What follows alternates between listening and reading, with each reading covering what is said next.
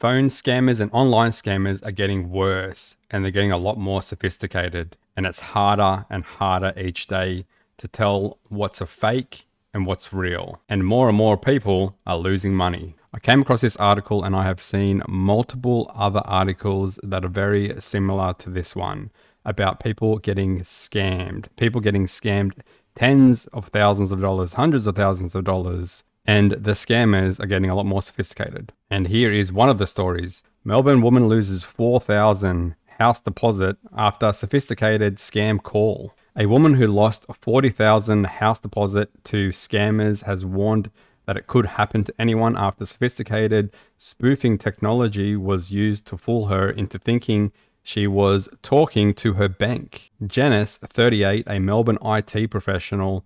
This lady is an IT professional, so she would have to be pretty with it with technology and understand how technology works, and you would think maybe have some sort of insight into whether something could be a scam or not. But they are getting more sophisticated. They're even fooling IT professionals. Yep, she was due to get married and had been saving to buy a house. When she was walking her dog around the block around 11 a.m. in July 2022, she received a call that would turn her life upside down. Can happen to anyone. That's my whole takeaway. It's about that given day, that given moment, what mindset you're in, she told news.com.au. That's probably why they pulled the wool over her eyes as well, because this is a phone call and they are getting more sophisticated with phone call scams as well. I get them all the time, and most of the time they're pretty easy to pick up on, but you just got to be very cautious sometimes because they can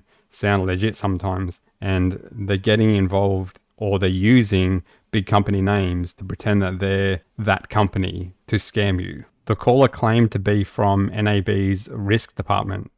Same thing, big bank, and it's just a matter of luck whether you're going to call the person and they're going to be with that bank.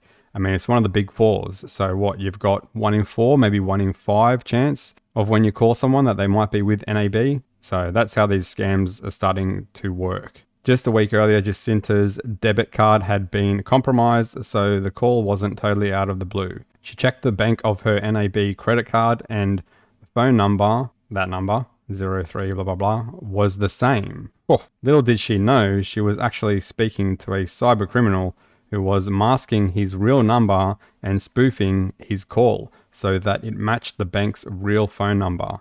Wow, that is crazy. And that's how sophisticated these scam calls are getting.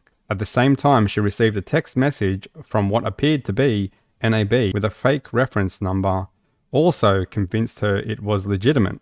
Once again, this text message was spoofed. Convinced, she followed the scammers' instructions on what to do next.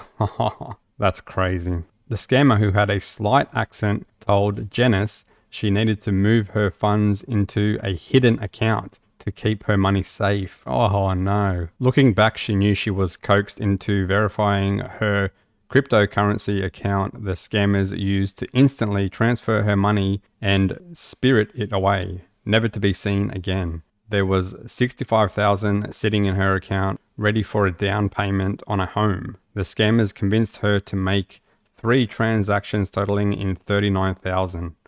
Oh. She thinks the only reason her account wasn't wiped clean was because she had $40,000 daily transfer limit imposed on her account. Wow. They kept her on the phone for the entire hour. Once the call was over, Janice suddenly twigged that all was not right and urgently called the bank, this time the real NAB, to try to save her cash. Wow, and that's the message there. So I think these are the funds. But that's the text message there. Janice waited on hold for an excruciating 2 hours as she tried to speak to someone at NAB. When she finally did manage to warn her bank, it was too late. The money had already been transferred out via an instant OSCO payment. A brief holding period could have prevented the loss of my savings, Janice lamented. It took almost a month for me to be able to leave the house. I couldn't talk to anyone without crying. NAB confirmed to her several weeks later that they were unable to recover a cent of the stolen money. Her frustrations mounting, she took the case to the Australian Financial Complaints Authority, which ordered the bank to pay back $1,000 in compensation. Well, that's not gonna cut it. $1,000 in compensation. The compensation payout was because of NAB's failure to stop the transfers, but simply because they had taken too long to update Genesis on their investigations. Even though it's been 2 years since, Genesis is still fielding scam calls. Yeah, they're never going to stop. And a creepy twist, a few months ago, she received a call from a fraudster purporting to work for Telstra. I recognized the same voice, she said, explaining it was the same scammer who had defrauded her of her life savings. It gives me shivers. Well, I don't know if it would have been the same scammer. Maybe she thinks it is, but it could be. Who knows? NAB would not comment specifically on Genesis' case, but said they have been working with telco companies to stop phone spoofing, impersonation, scams. And that's what I think it comes down to as well. I think these phone companies need to get on top of this, because that's crazy. If anything, it should be the fault of the bank for not getting on top of the scam straight away, or delaying speaking to her so she can put the complaint in and put the report in. But also, these phone companies and phone providers that aren't on top of all this spoofing and all these scams, that's where all these scams are coming from now. They're always from messages and phone calls and covering numbers and having fake numbers. Why is this allowed? They need better technology, and they need to get on top of this. So I think they're partly to blame as well, because it is non-stop.